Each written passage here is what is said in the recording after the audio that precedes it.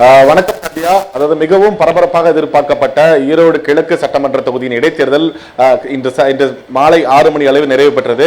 காலை 7 மணி முதலே இந்த வாக்குப்பதிவு தொடங்கியது முதலே ஈரோடு கிழக்கு இடைத்தேர்தல் வாக்காளர்கள் அதாவது தொகுதியோட வாக்காளர்கள் இன்னைக்கு வாக்குப்பதிவு மையத்திற்கு மிகுந்த ஆர்வத்துடன் வாக்களித்தாங்க. குறிப்பா சொல்லணும்னா இளம் தலைமுறை வாக்காளர்களும் அதே போன்று வயதானவர்களும் மாற்றுத்திறனாளிகளும் இந்த வாக்குப்பதிவு மையத்திற்கு தங்களது ஜனநாயக கடமை ஆற்றினார்கள்.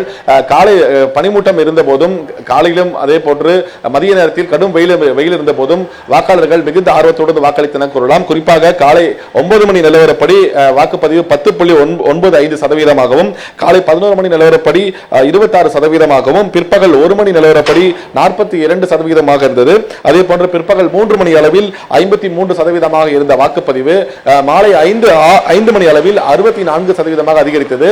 5 மணி முதல் 6 மணி வரை பல்வேறு வாக்குச்சாவடிகளில் வாக்காளர்கள் நீண்ட வரிசையில் காத்திருந்தனர். எனவே வாக்கு சதவீதம் 68 முதல் 70% வரை தொடரும் என்று எதிர்பார்க்கப்படுகிறது. இன்னும் சற்று நேரத்தில் ஈரோடு மாவட்ட நிர்வாகம் அதாவது தேர்தல் நடத்தும் அதிகாரி இந்த ஈரோடு கிழக்கு இடைத்தேர்தலில் எவ்வளவு வாக்குப்பதிவு பதிவானது என்பதை வெளியிடுவார். இந்த தேர்தலை பொறுத்த வரைக்கும் எந்த விதமான அசம்பாவிதம் இல்லாமல் அமைதியாக தேர்தல் நடந்து முடிந்துள்ளது.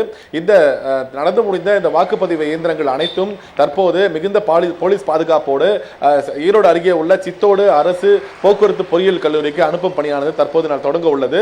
இன்று இன்னும் சற்று நேரத்தில் இந்த மின்னணு வாக்கு இயந்திரங்கள் அனைத்தும் சித்தோடு அரசு போக்குவரத்து பொறியியல் கல்லூரிக்கு அனுப்பி வைக்கப்படும். அங்கு 3 அடுக்கு பாதுகாப்பு போடப்பட்டிருக்கிறது. இந்த மின்னணு வாக்குப்பதிவு இயந்திரங்கள் அனைத்தும் அங்கு பாதுகாப்போடு வைக்கப்பட்டு சீல் வைக்கப்படும். அரசியல் கட்சி முன்னர் அதாவது வேட்பாளர்களுடைய முகவர்கள் முன்னிலையில் சீல் வைக்கப்பட உள்ளது. இதனைத் தொடர்ந்து வருகின்ற 8ஆம் தேதி இந்த இடைத்தேர்தலுக்கான வாக்கு எண்ணிக்கை நடைபெற உள்ளது.